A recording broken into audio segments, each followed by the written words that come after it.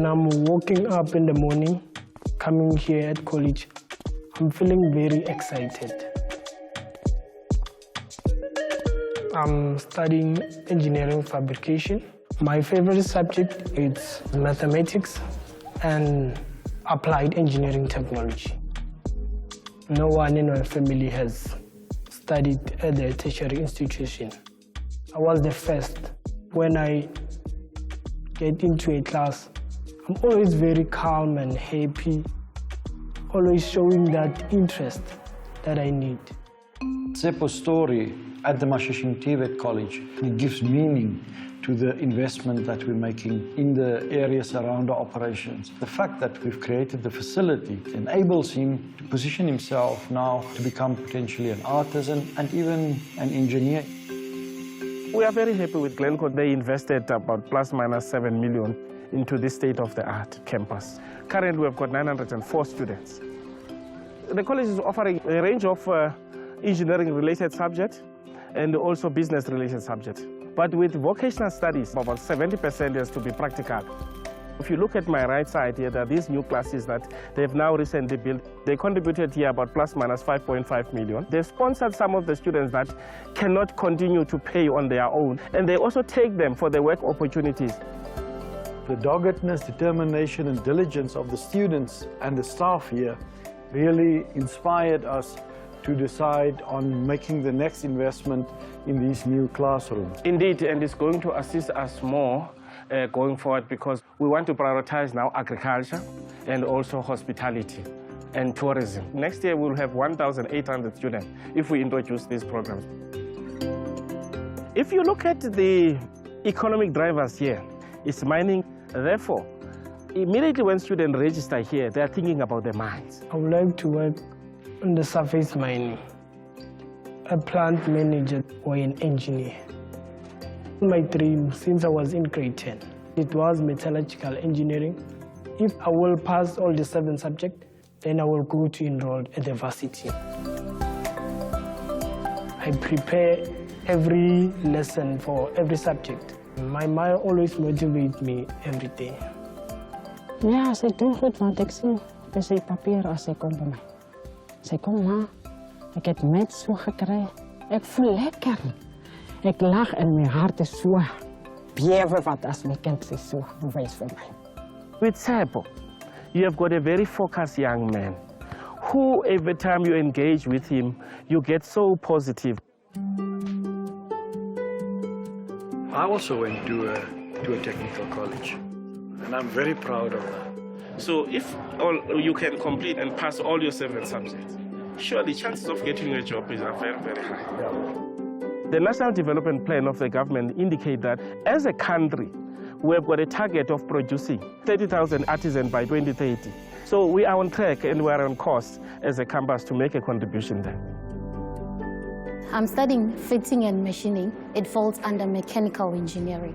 I love that it takes all my focus and it builds me, I would say. Tshepo is bridging the divide between male and females in the traditional engineering disciplines. I'm convinced that the drive that she has, she may end up even owning her own engineering company. I would be a cashier or a cleaner or something if I didn't have had this opportunity. My dream is to inspire and show every woman out there that we can all do every job. Our investments are first and foremost informed by what we hear from the community. We make investments in enterprise and supplier development where we incubate local entrepreneurs to become business partners of our operations. And there we provide free access to the internet, to printing facilities. There's training that is conducted. I'm having challenges with the Musafo Trading's business because it's a business that I've inherited from my husband. He sadly passed away last year. We do plant maintenance, which is not my field of work. So I decided to come to the hub and find out how they can assist me to make sure that the business remains sustainable. The role of the hub in terms of enterprise and supply development is to assist small businesses to increase their operational and financial capacity. Getting a mentor that's going to work with you especially a technical mentor who understands the sector. That is something that we want to dedicate to you. I sit down with the business analyst, and then we come up with more interventions. What you would have now is a needs analysis and a development plan, which is a joint intervention between Glencore and us, Arohapele Capital, is the people that are running the hubs on behalf of Glencore. We have a large network of partners, including government agencies as well, so that we can create an ecosystem where they can get access to tools and information. The other business that I'm running at Glencore Lion Smelter is Femi Power Supply. It's a female-owned company where we're collecting samples from the plant and delivering them to the lab. I do the driving, the supervision, the management.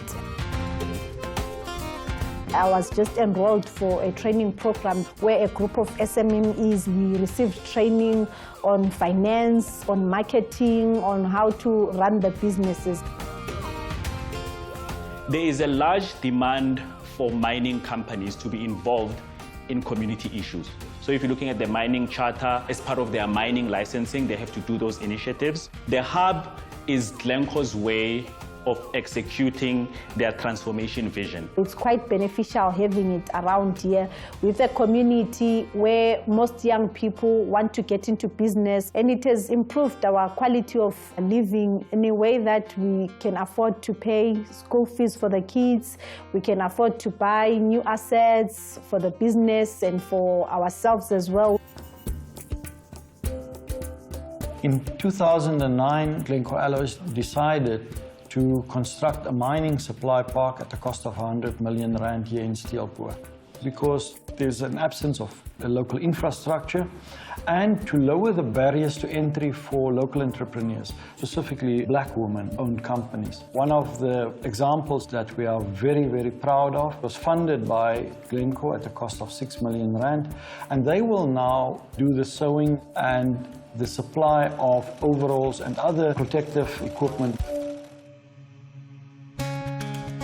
The Bakwena Bamagopa Traditional Council and the community, they are 27% shareholder in the Rowan Vanadium mine and smelter. They've got an investment oversight to make sure that their investment flows through into the community. The old clinic, it was smaller than this new one. It was having 2 consultations rooms. So the day the doctor is there, it means it will be only 1 consultation room working. When it rains, in the morning, the roof were leaking. So we will start by cleaning out the water before we work. A lot of drugs were not available due to the fact that we were not having enough storage for medications. We were approached by the local traditional authority and by the Hosi to explain to us that there's a dire need to replace the old dilapidated asbestos structure. So in 2017, we decided to make an investment of 30 million rand. Robin Mine is the one who built this clinic, and it handed it to Northwest Province on the 22nd of July 2020. The department is only concentrating on the personnel, staff allocations, drug availability, but with maintenance of infrastructure is done by the mine. We will be seeing 2,500 patients to 5,000 patients in a month. And each sister usually should be seeing plus or minus 30, 40 patients per day. We are clinicing every month because it's dipilisi are chronic, and then bana bataya ni ento kodi clinic. With the new clinic, the pregnant women, they have their side, the children have their own place. We also have an emergency, which is well structured with all the equipment. It is wonderful to work with a pregnant woman. You know, you need to be patient, you need to understand them. If we need a psychologist, the dietitian, they also come, and also the psychiatrist comes. Teamwork, good service, healthy patient. Working with patients, it needs somebody with a very big heart. who is dedicated to what he's doing.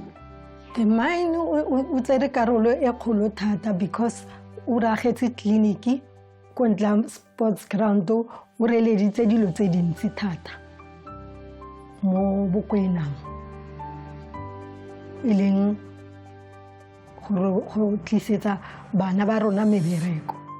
Whether it's in healthcare, education, or local infrastructure development, it brings a significant quality of life to our communities. For me, this environment where I'm working in this 2022 is really making me feel that what I'm called for by God and what I wanted when I was a child is really what I'm seeing right now. It's not a dream, it's a reality.